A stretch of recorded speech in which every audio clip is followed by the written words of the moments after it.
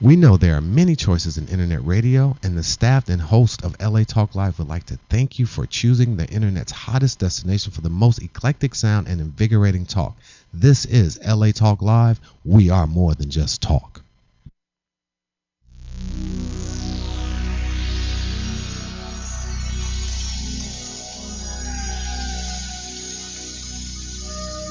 Today is my day, a brand new beginning. The future will blossom magnificent. Hi, and welcome to Talk Up Your Biz. I'm Jean Noel Bassior, and I'm hosting the show today. My co-host Susan Levin is out today. Hope to see her back soon. And we have two wonderful guests for you today in the second and third segment of the show. We have Laurie Schur. She has made a film called Greedy for Life. It's her first release from the Beauty of Aging documentary project. And this is an amazing film. You can check it out on YouTube. Just look up Greedy for Life right now, and you might want to check it out before she comes on. And we have Deb Durham is going to join us, and she is owner of Spokespersons Plus Network. And so you want to be a spokesperson. And she is going to tell us all about how you can become a spokesperson. If you're an expert or consultant, and you've ever wondered how do people go out there and become spokespeople, she's going to tell us exactly how to do that.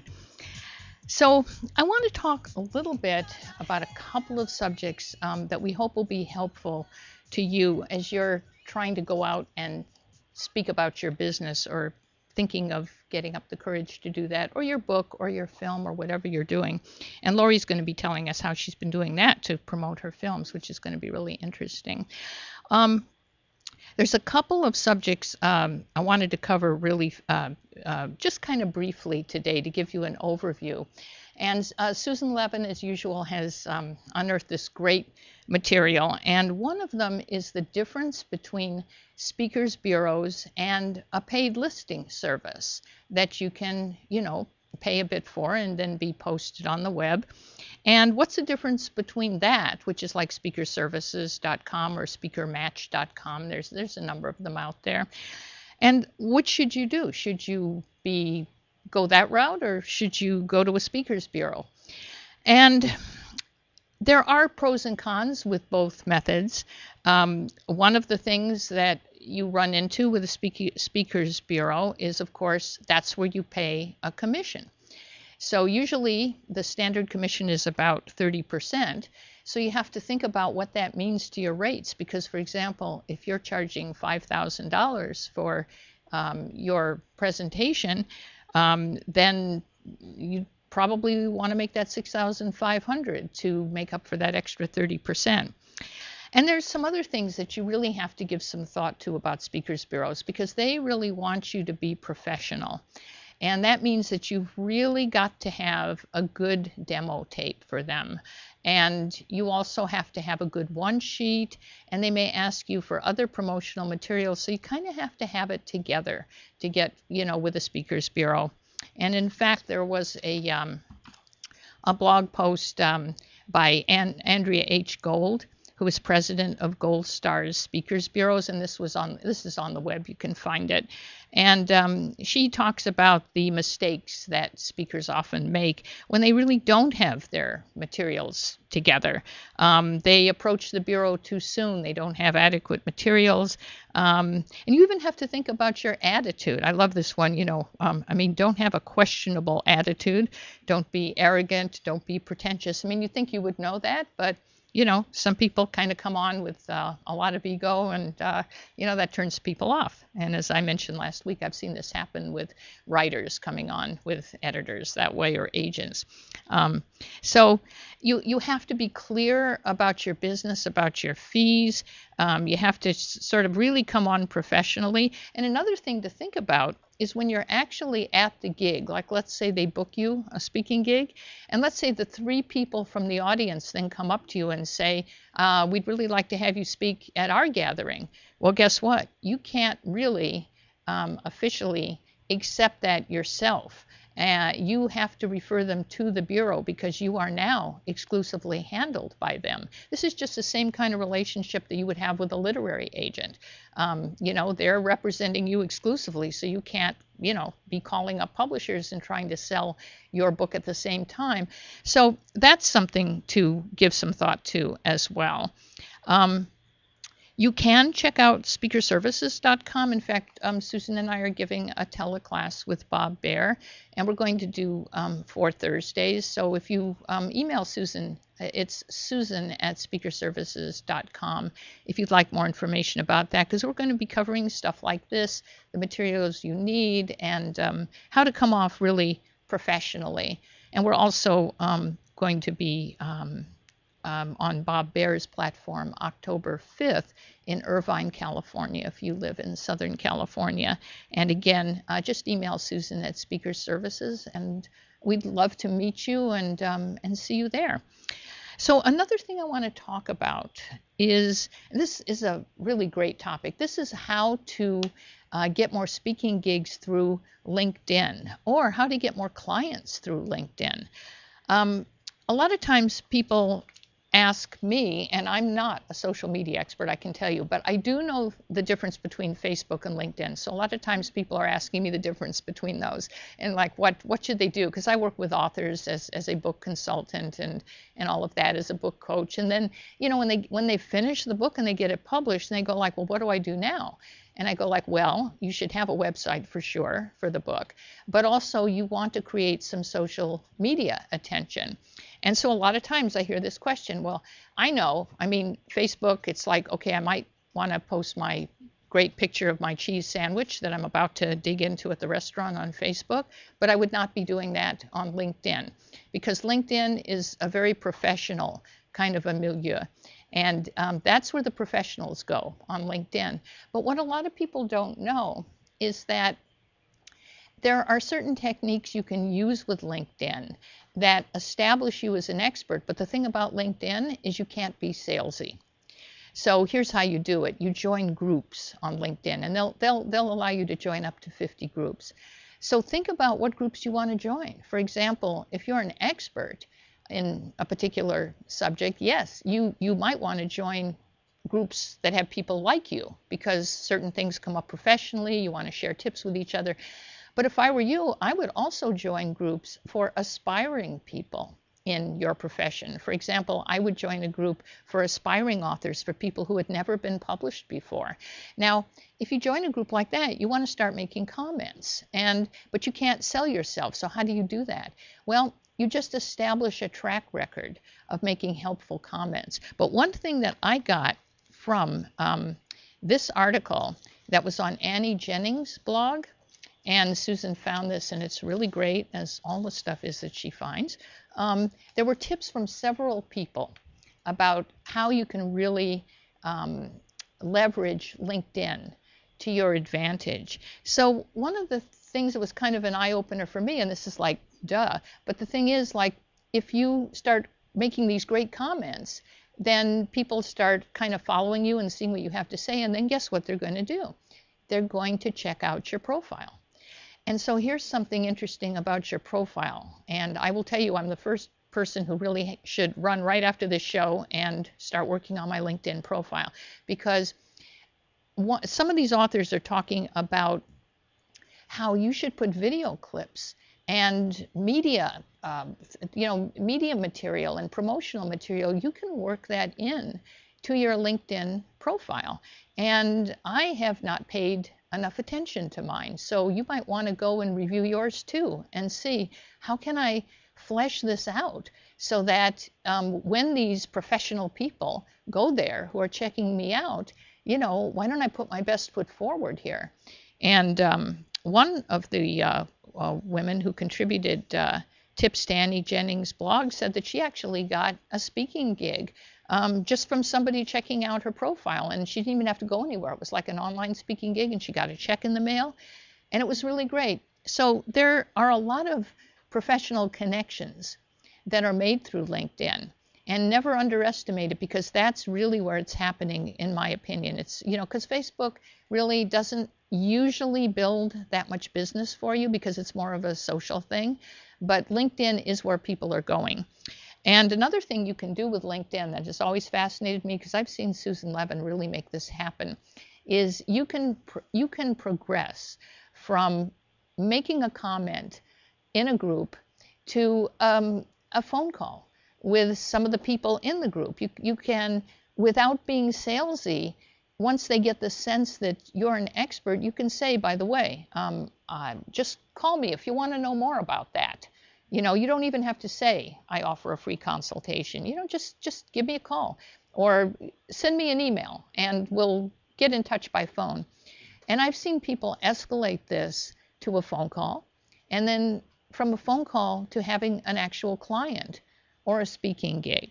So that's another way that you can work LinkedIn. And another tip that's on this Annie Jennings blog site, which is really good, is be a guest blogger on influential online magazines. I mean, that kind of goes without saying, but try to reach out to people so that you can be a guest blogger. There's JenningsWire.com. I think that's Annie Jennings' site. You could tell her that you'd like to write a story for her, a piece for her blog. So that's another thing. And one of these things that people do stress about LinkedIn is be very careful when you join a group. Make sure that, some of them are very, very strict about not doing advertising. So make sure that you really don't cross over that line. I have recently started getting spammed by LinkedIn people, and I think that this is like something new that's happening there, because all of a sudden I'm getting like these special offers from LinkedIn people that I never got before. So hopefully they will be cracking down. Our engineer shaking your head, you too, eh? So something's going on there, but hopefully they will. They have found a way around it all. Look, yeah. What are you saying? Say it again. They found a way around it all. They did? Well, the way people communicate with you, they just see that they're a third or fourth person connection and they want to send you something, but it's mostly an ad. Yeah. Click here, go here.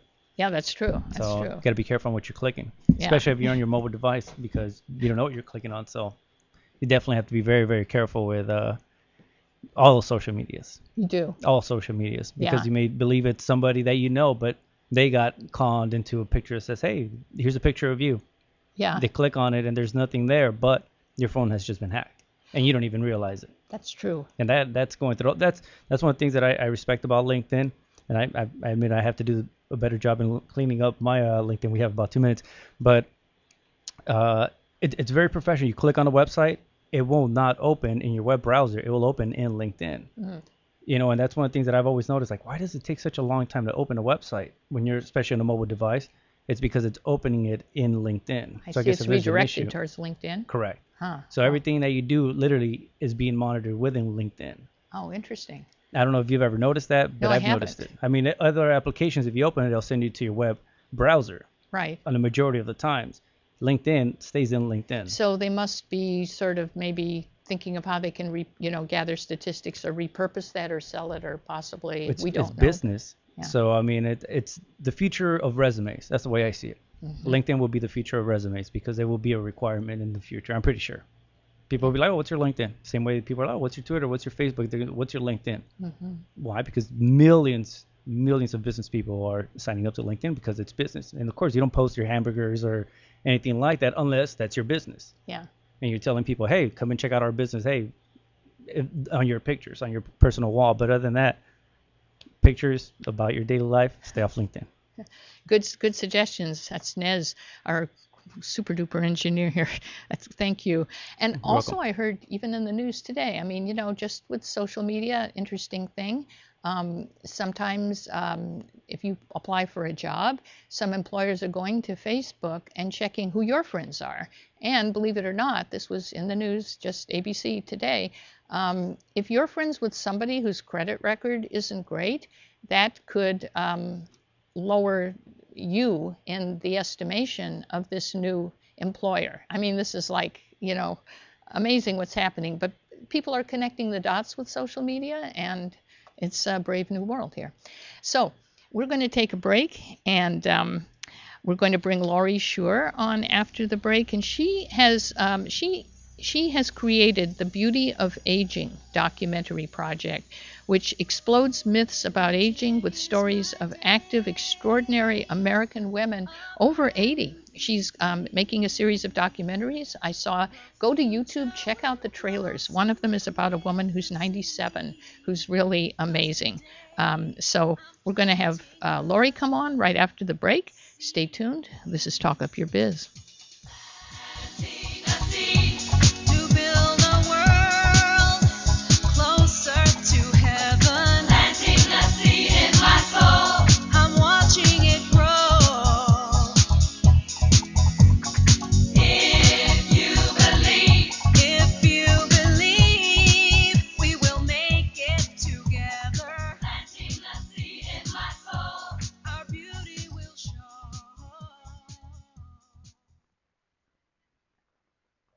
Hi, this is Dr. Levi, your fitness doctor, making a personal house call, inviting you to join me Wednesday at 10 a.m. Pacific for my all-new show, The Dr. Levi Show. Join us as we discuss fitness, health, and well-being, including emotional and spiritual health. So don't forget to tune in to The Dr. Levi Show every Wednesday at 10 a.m. Pacific, exclusively on latalklive.com and the Talk Live Broadcast Network. You can also catch us on iTunes, Radio R&B, or watch us on Ustream.tv, or catch us on the Live 365 network, and now on Radio Flag and Stitcher Radio. Reality radio handcrafted for your listening pleasure. This is LA Talk Live, and we are more than just talk. Hi, this is Dawn Christie inviting you to join me every Friday, 1 p.m. Pacific, for my all-new show, The Dawn Christie Show.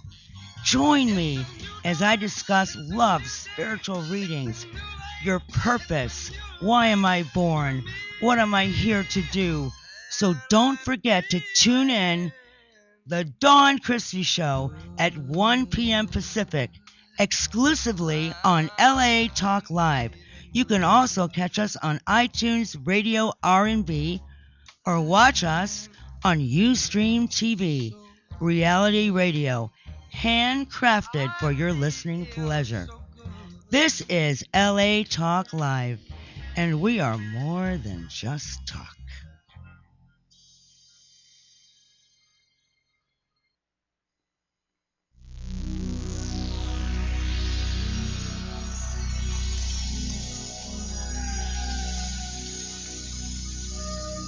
Today is my day. Hi, and welcome back to Talk Up Your Biz. I'm Jean Noel Bassior, and co-host Susan Levin isn't here today, so I'm kind of flying solo. But we have Laurie Shure with us in studio, and Laurie spent 30 years as a psychotherapist, right before you became a documentary filmmaker. Yeah. And she created the Beauty of Aging project out of the desire to find inspiring models of aging well for herself and for other women. And the Beauty of Aging documentary project explodes myths about aging with stories of active, extraordinary American women over 80. And I watched the clips on YouTube and on your website, right? You can see more. What's your website? Beautyofaging.com. Okay, great. These are really, this is what you've done is really extraordinary. Thank you. And I, as a journalist, I interviewed Beatrice Wood when she was 101. Oh, wow. She was sexy, alive. Yeah. Her 79-year-old boyfriend was there. I've seen her, yeah. Yeah, she was amazing. And then I did a story for Parade magazine on a 79-year-old bodybuilder who, into her 80s was just went on Oprah and after the story in Parade and lifted 100 pounds dead weight on Oprah from the ground, So amazing. So how did you decide to focus on women who are like, it's over 80, right? Yeah, over the age of 80. Yeah. Well, I'm still a psychotherapist, but I decided I wanted to do something differently creative, and so I started taking classes and got into documentary. My mother had died when she was 63, sort of suddenly, and as I got closer to my 60s and then got into this project, I was interested to know, how do women live longer, happier lives? So it made more sense to see older women instead of very young women. Right. So I just started asking different people and got different referrals, and Well, so- you're I think you're really breaking new ground here, because I mean, we have a lot of women who are boomers who are like in their 60s and early 70s now, and they're kind of, 60s and new 40s, 70s and new 50s, is that. But these women who are going into their 80s, 90s and older, that's really been pretty unexplored territory, hasn't it, in a way? There are other films out there, and there are people doing things, but it's not as common as the boomer. The boomer Right. thing is much bigger, but there are some of us that are now I can't think of the names of the films, but there's a few other documentaries that I've seen that are. One was on a woman, just one single woman in New York who was kind of an outrageous type and very fat, flashy, and interesting. So there are some, but it's not as common. What has been the most interesting part of this project for you? Like, is there anything that surprised you or you didn't expect to run into as you've been interviewing these women? Well, personally, what I need to say is I started this project and they were all live and vital, and most of them are now dead. So on one level, it's been, and in the last year, so it's been, That's I hard. wasn't thinking about it when I started it, but of Yeah. course. What I think has happened is it started as my own personal journey with an interest in what it was going to mean to me and to other women that I knew. But I have found that through different people hearing about it, many women are very inspired, and I've gotten emails saying I'm less frightened of getting old. So I think it's turned into something that has really helped people beyond what I imagined to begin with. It's had more of an impact than you Yes. thought. Now, you talk about creativity having a lot to do with the vitality that you found. Is that true? Like, is that what? Yes, not just. I mean, well, Shirley went the short that is for sale off my website, Greedy for Life, is on two of the women, Laveda and Shirley, and they were both creative. Shirley wrote poetry, all kinds of creative endeavors, but not always just creative thinking, besides the arts and that kind of thing, but creatively came to their lives in ways that were not stuck and shut down, and looked at things in a way that was expansive, always open to new things, friends of all ages, like kind of that. And you start out with showing them with an exercise video. They're like one of them's in a workout kind of on the trailer on. They move their body, right? Still. Right. Well, Laveda danced, and Hedda Bolgar just died this year. She was 103. Oh wow. And she was a psychoanalyst here locally in Los Angeles. She worked up until the week before she died. Really? Up till 103? Yeah. At age 98, she felt she was getting very frail, and she started working out with a trainer. Oh. So everybody out there, it's never too late to start something. She did not it's not that she became a bodybuilder or something, but she just decided she needed to do something. And so on my website, beautyofaging.com, and you go to the Hedda tab, there's a free 6-minute film on Hedda, and it does show her working out with her trainer. Wow. Well, tell us about these two women quickly that you feature in the film. So there's Laveda, right? Laveda Campbell was a practitioner and a minister at Agape Spiritual Center in Culver City. She, by vocation, was a hairdresser, and there's footage in the film of her doing hair. And then she was a minister. She was one of the most kind of lively, vital. Everybody who watches her is like turned on, basically. She's 82, right, in the film? Is that? Yeah, she started out at age 82. She died at age 88.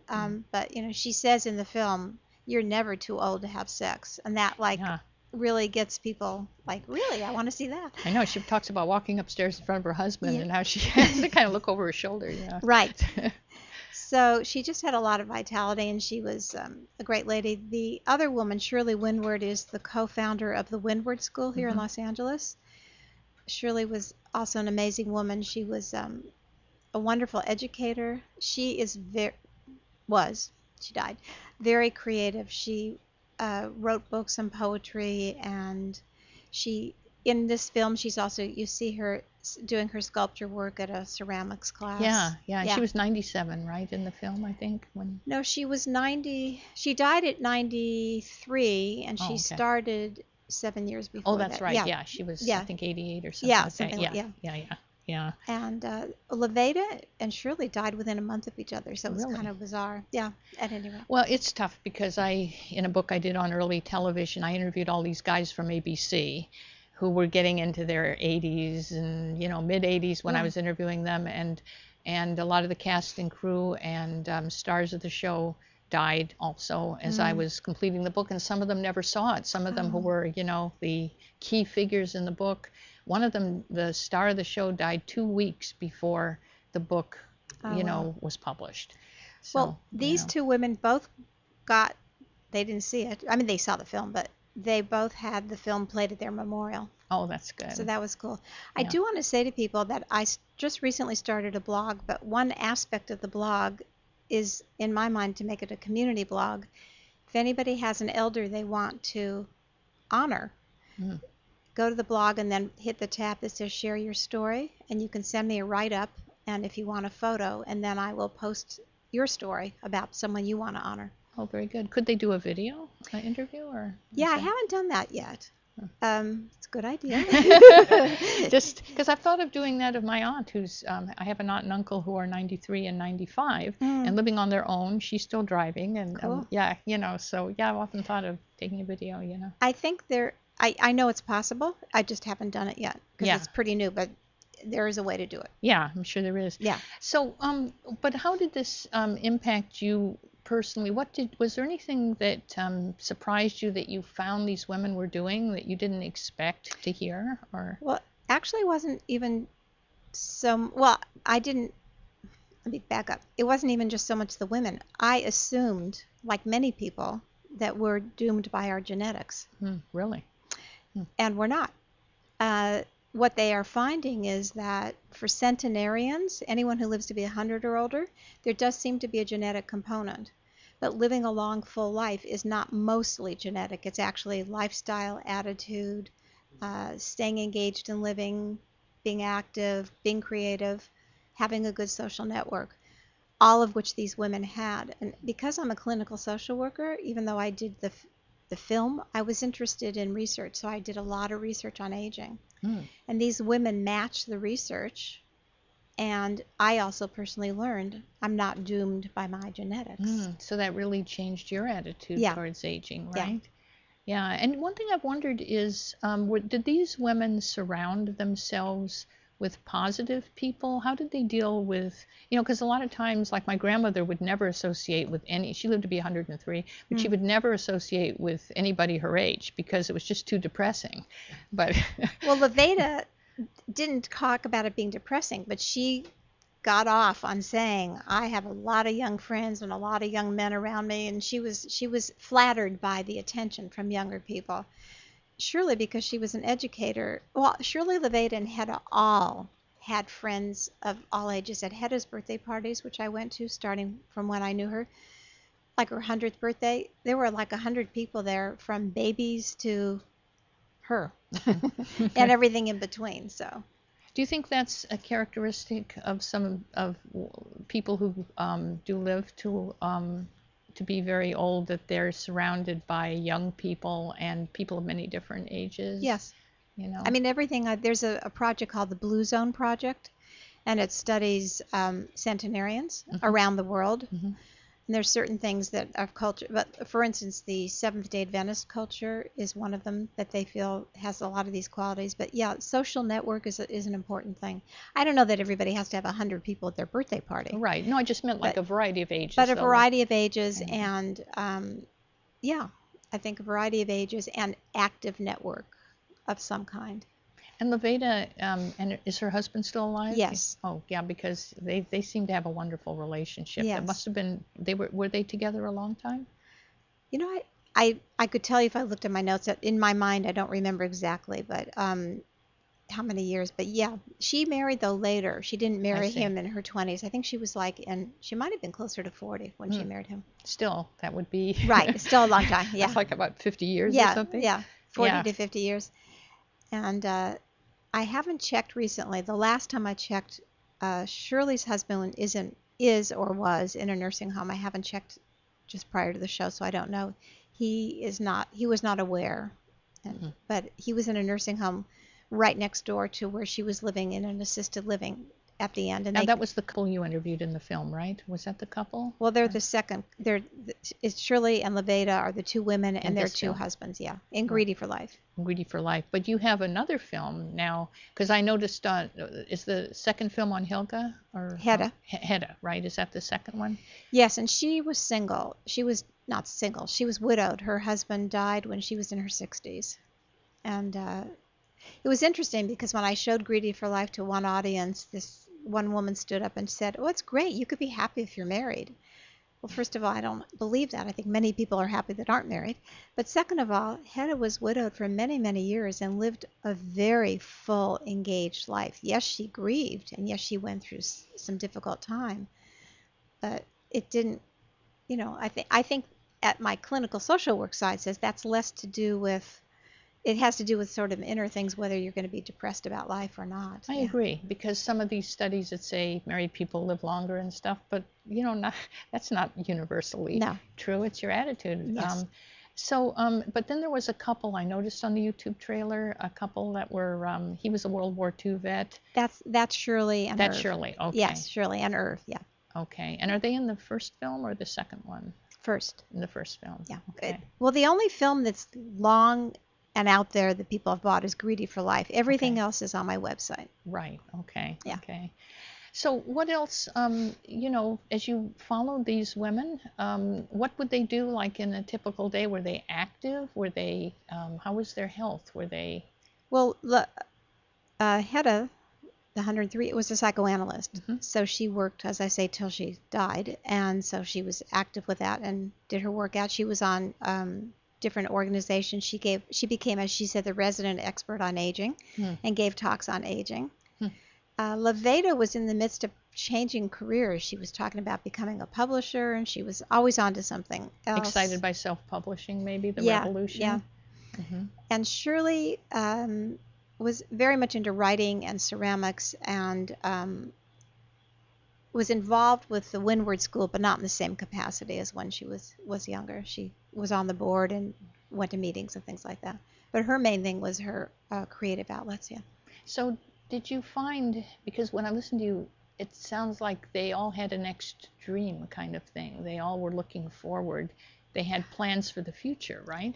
That was what was so interesting to me about the research with centenarians. They don't live in the past, according to what I've been reading. They don't think about when they're going to die, and they talk about what they're going to do next year. Not in a false way, just they make plans for the future. Isn't that interesting? Yeah. Yeah. Well, I don't think it's denial either. I think it's like, I'm alive, I'll still be alive, and if I'm not, then so be it. It's it's very interesting.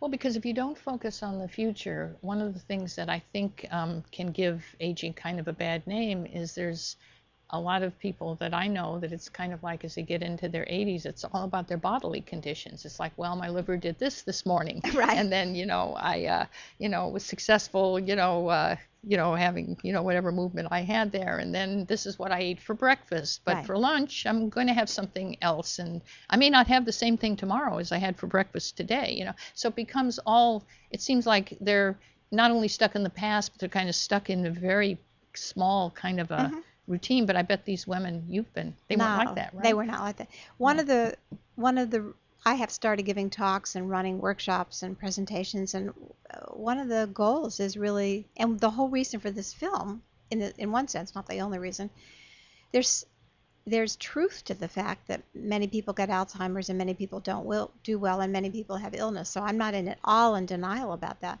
But there's so much out there that my purpose has been to say, but there's also another possibility.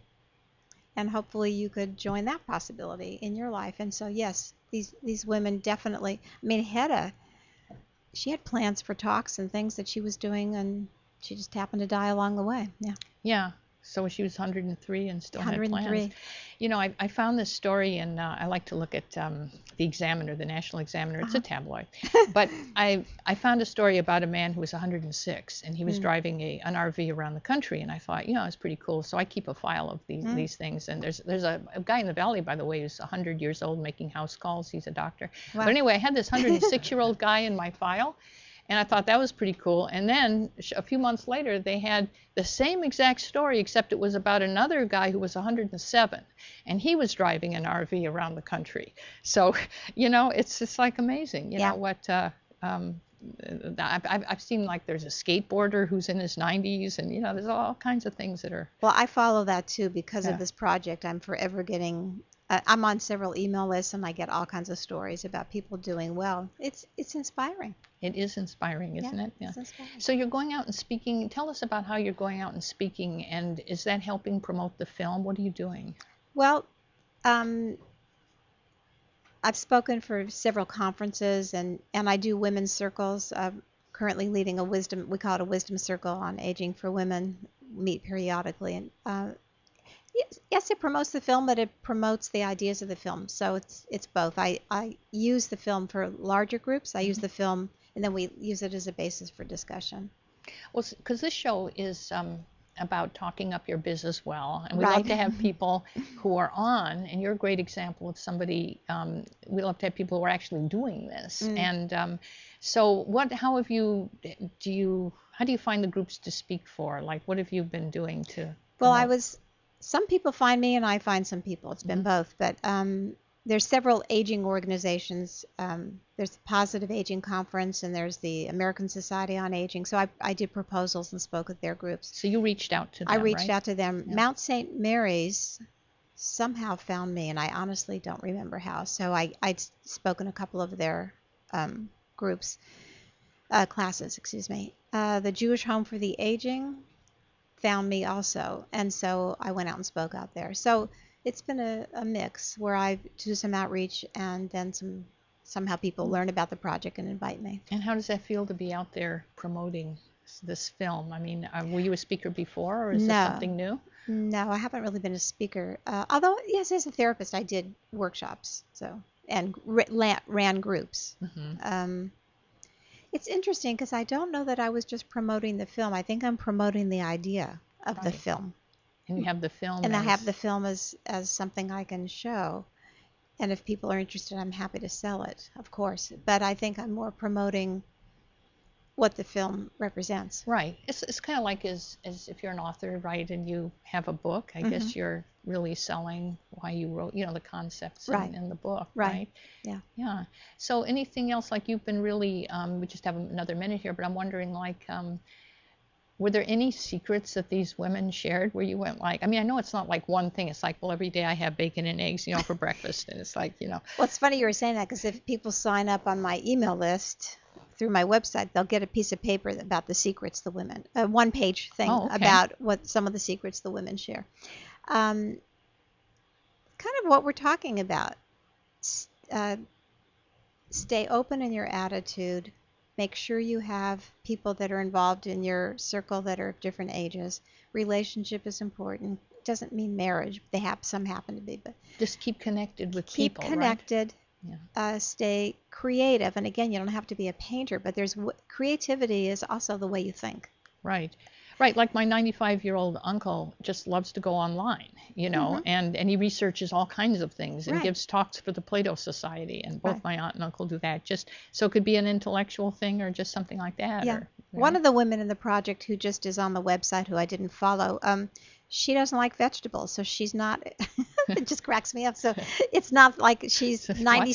She's still living, and she's 97, and she's still driving. She just got her license renewed for 3 years. Wow. And she doesn't like vegetables. She said, "Don't quote me as eating vegetables." Yeah. Well, you know, there's always the people who go like, "Yep, it's a pack of cigarettes a day, and you know, lots of coffee, and I'm 105, and you know, it's just." I think there's a woman named Connie Goldman, and she's a writer, researcher on aging, and she says it's not so much what happens to you, but how you deal with it. Yeah. And I think all the women in the project are like that. It's their attitude transcended. because Shirley had had a stroke. Lots of things have happened. It's not that they didn't have life challenges. It's not that they had lived these like perfect lives, but their attitudes are amazing. Right. It's kind of like how they handled stress, how they dealt with positive. We all have positive and negative stress, but Right. you know how they dealt with it, right? Right. So tell us again how people can contact you. If you go to my website, www.beautyofaging.com, you can get on the email list. You can see free footage. You can buy Greedy for Life, and you can go to the blog. Okay. Well, we will check that out. Thank you so much for being with us Thank today. you very much for having me. So stay tuned, folks, because we have got Deb Durham coming on. And how do you become a spokesperson? Have you ever wondered that? I mean, do you have to be a celebrity? If you're doing consulting or speaking engagements, you may be surprised by what our next guest has to say. There could be opportunities you might have to be a spokesperson that you never even dreamed of. So this is Talk Up Your Biz on LA Talk Live. Stay with us. Planting a seed in my soul, our beauty will show.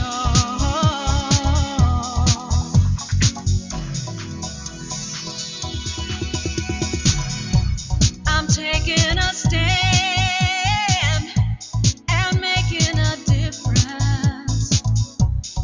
Ready to change the world that I see. 'Cause I have a dream. Hi, this is Jean Noel Bassior, inviting you to join me for my new show, The Book Beat, Monday evenings at 6:30 p.m. I'll be talking to authors about their latest book so you can find a fantastic read.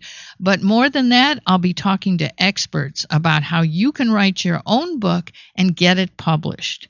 So tune in on Mondays at 6:30 p.m. exclusively on latalklive.com.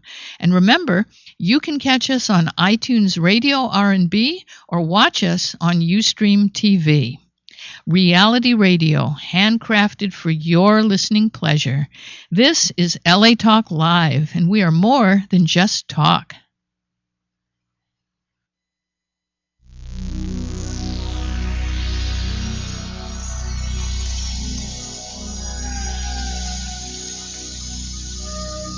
Today is my day, a brand new beginning.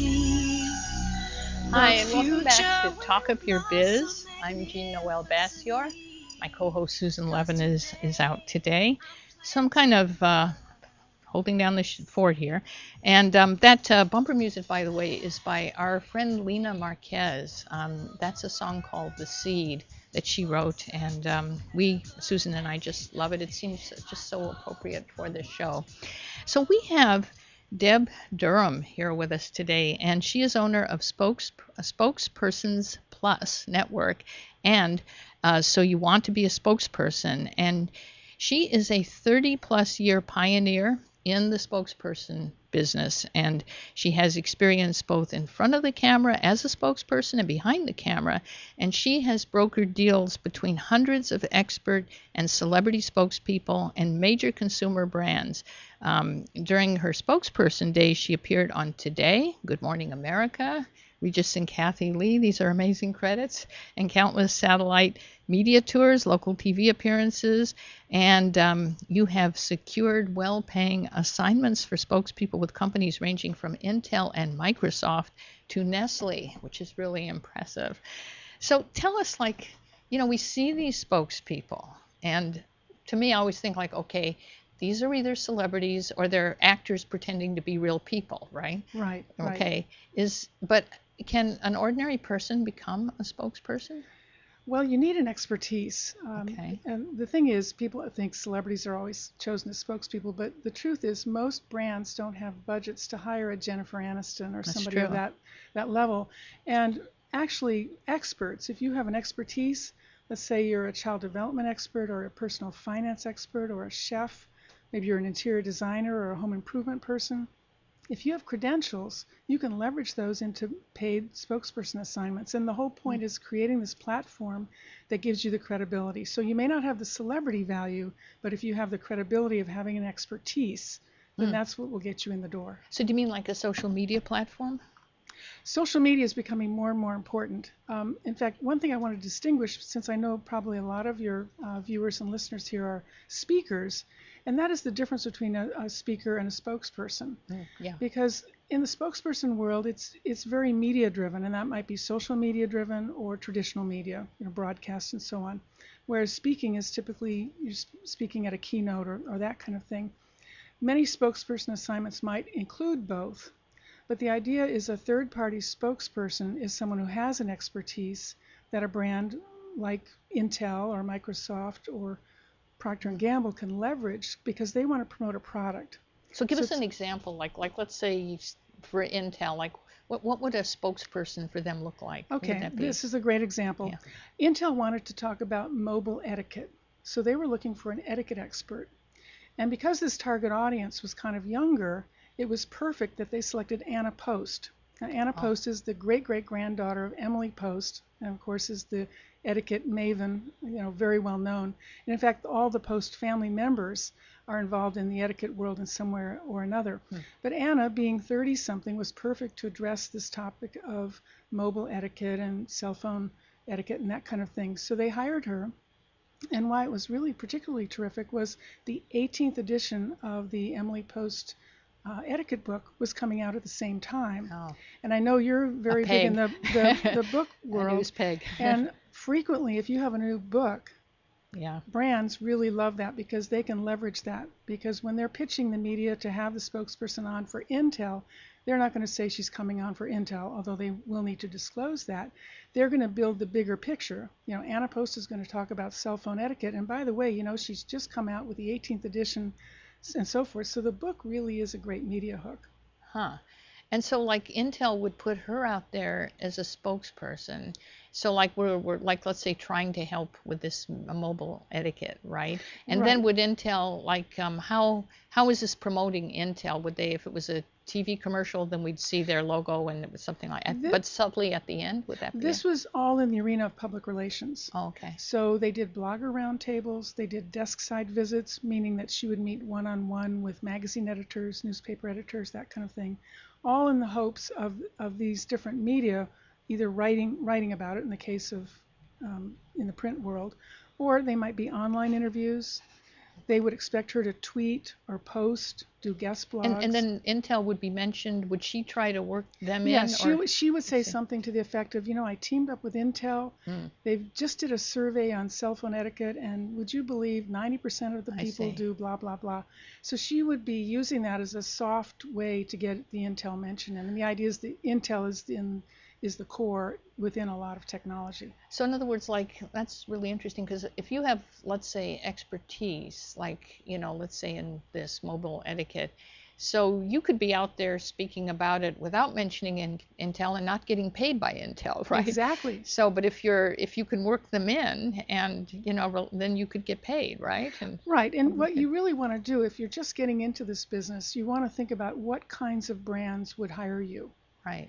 And when you're thinking of pitching those brands, rather than having them find you, which also happens if you've got a great platform, if you have a big social media footprint, if you've got a great website, all of those They might approach you, possibly? Absolutely. They would find you. But I think you should take at least a two-pronged approach, which would be you would be proactive in seeking out brands. Let's say you're a big fan and you're a big believer in Pampers diapers. And maybe Pampers is coming out with some new diaper you're not even aware of. You want to get in front of the PR folks for Pampers and say, hey, I just wrote this book. I've got, 25,000 followers on this. I've got 75,000 followers on that. And these are all numbers that would be impressive to a potential client. So if you've written a book on parenting or children or exactly, something or you're a mommy blogger, if you've got a following, see, these brands are looking to get as many eyeballs as possible to see about their product. So if they can do it through you, this is why blogger roundtables are popular. What are blogger roundtables? Okay, this is where you would have a spokesperson who may in fact be a blogger himself or herself, but you would invite, say, 7 or 8 other key bloggers in the field that you're talking about, let's say mommy bloggers. Then the idea is you would be introducing this product. Your moderating a panel discussion with all of the bloggers. And then the hope is that all of these bloggers go back and blog and post and tweet about attending this event.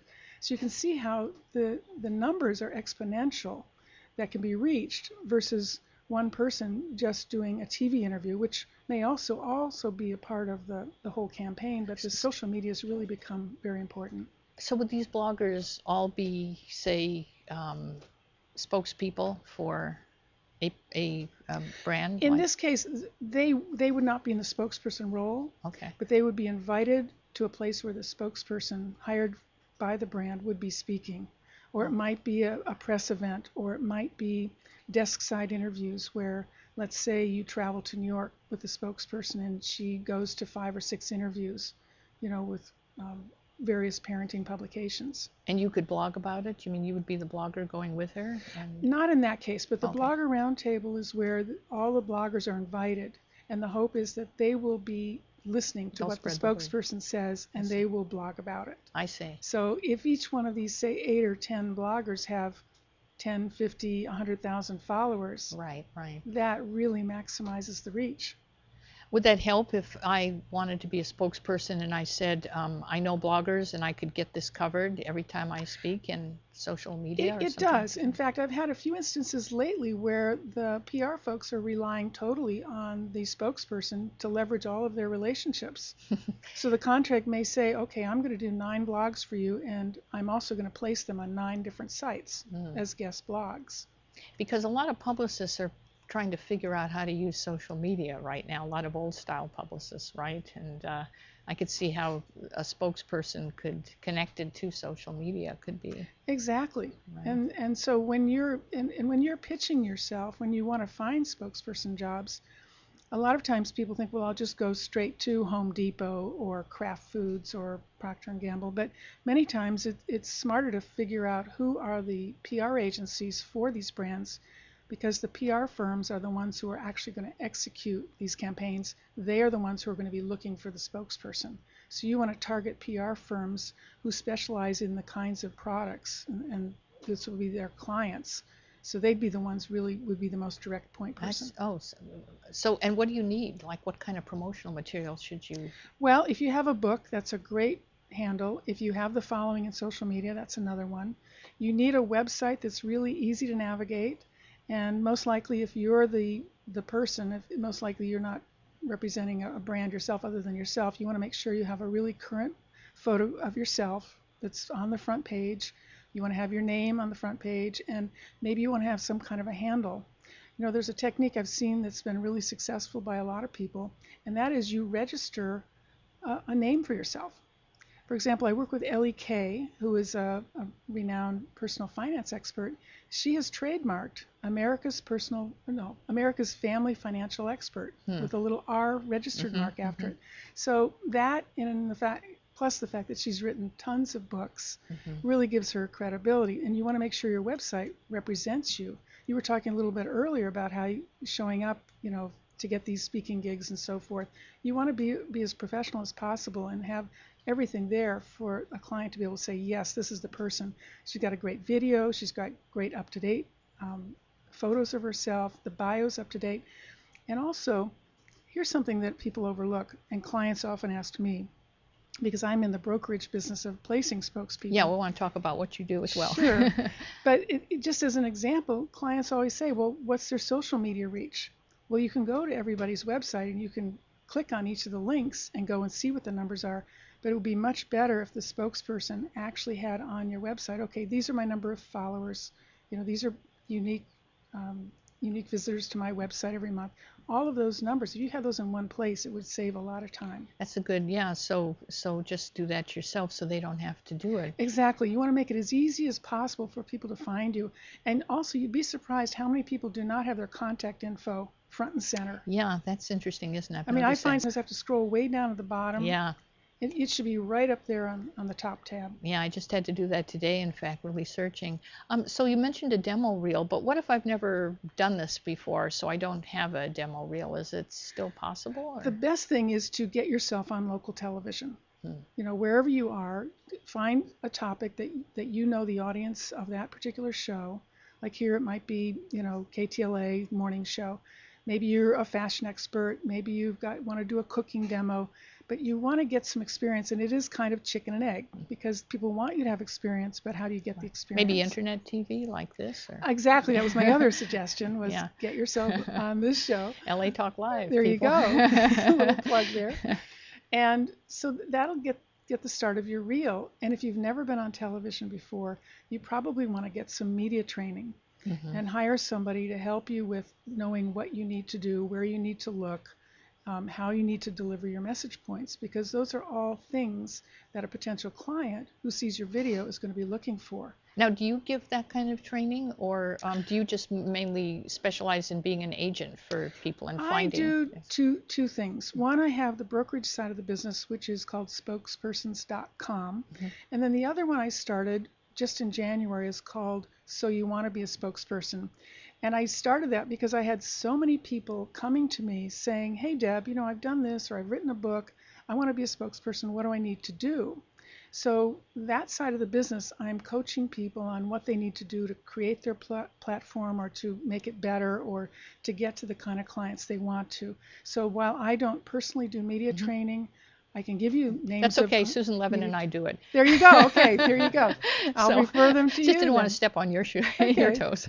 Yeah. Yeah, that'd be a nice match. Yeah, because it is true that a lot of people do need to know some basic things, especially about who they are and what they do, and how to say that very quickly. Right. In 30 or 60 seconds or less, right? So. Because you don't have a lot of time, and if the client is watching a demo reel and it takes you 3 minutes to get to the main point, they're going to think twice, because typically you only have 3 or 4 minutes maybe on TV these days.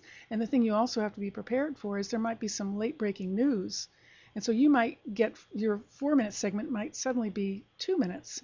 And yet you're still going to be expected to get in those 3 main message points about the product. You have to be very flexible when dealing with media. I know a lot of times for this show, people send us like 25 questions, like what did your best friend think of your book, and it's like, we're just never even going to get to them.